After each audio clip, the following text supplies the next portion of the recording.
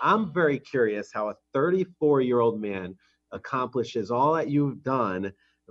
You wrote 2 books, which are best-selling, and you've got 150 million plus in management, in assets of commercial real estate and whatnot.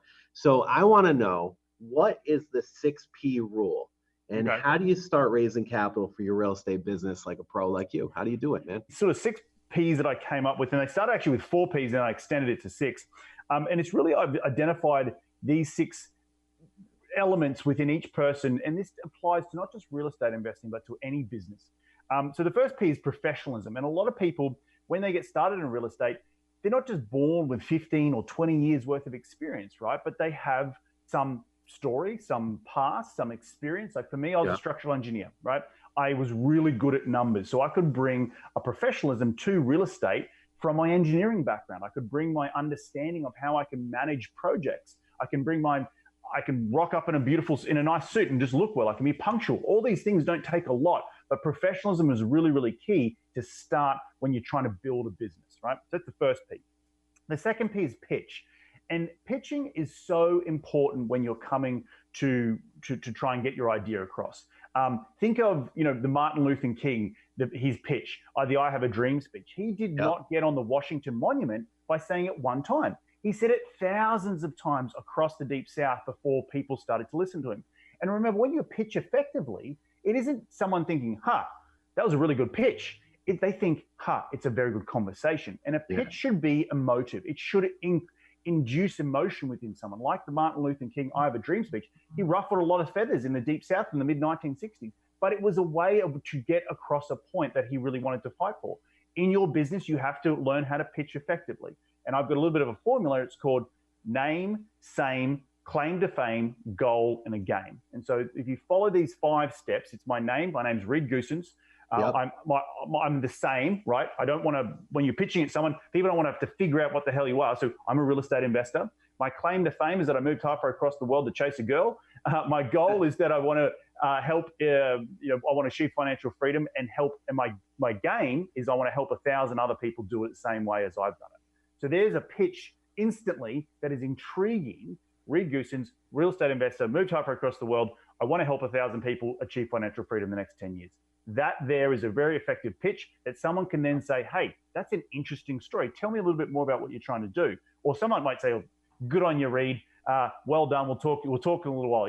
Whatever you get a response from, you want to be able to evoke emotion. And whether it's a good emotion or a negative emotion, you're still evoking emotion. And that's the most powerful thing about a pitch. That's number 2. Now, the third P is practice. Getting out and practice. Because back to what I was saying before about Martin Luther King, it's not the first pitch that's going to change the world. It's your thousandth pitch that you just got to keep going over and over and over again and telling everyone and their dog about what you do. Number 4 is the profile. Having a profile online is super important these days. We're in 2020. People will Google you. You try and raise money from real estate, you need to have an online presence. You need to have a website. It needs to look good. It ain't going to cost you a lot of money, but you can go out and get simple stuff designed really effectively to make you have that professionalism look and feel, including your profiles online in LinkedIn, in Facebook, in Instagram. Get rid of those beer holding college photos that you have on Facebook and have a professional headshot done. Have a professional website done where people can go and understand what you do and how you do it. So that's the profile part. The platform is what way are you going to use a megaphone to get your voice heard? So for me, I started my business in and around podcasting. You can choose different types of platforms, and podcasting is on one spectrum. My books, that's another platform, right? Which is a way to get your message out. But you can also start very simply by just having a monthly newsletter. Maybe you start with just the people in your phone and you create an email list, and they can sign up to your monthly newsletter and you can tell them what's happening in your business month in, month out. That's a very simple way of doing it. But understanding the power of having a platform and what is your voice, right? What do you like to do? And the last P is patience. This doesn't happen overnight. It's like, I always talk about, losing weight or going to the gym or getting fit. It doesn't happen at the drop of a hat. It will take years. And people give up when they set their mindset incorrectly on the front end.